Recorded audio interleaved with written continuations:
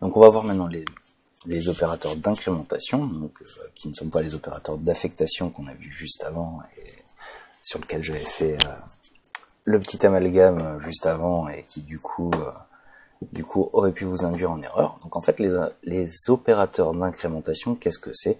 En fait c'est les opérateurs qui vont vous permettre de mettre une valeur et de l'incrémenter de 1 ou de la décrémenter de 1. Donc comment ça fonctionne? Donc là on va partir toujours de notre x égale 7. En fait c'est relativement simple, il vous suffit d'écrire par exemple x1 pour incrémenter une valeur. Donc là, si vous faites pomme R, donc là on a bien 7, et si vous faites alerte, donc, et après donc avec x++, si on fait alerte x encore, on a bien 8.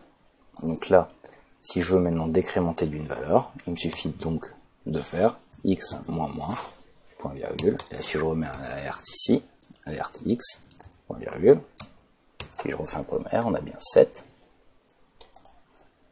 Ensuite, on incrémente de 1, donc on affiche bien 8, et là non, on repasse à 7, parce que du coup on a décrémenté une valeur.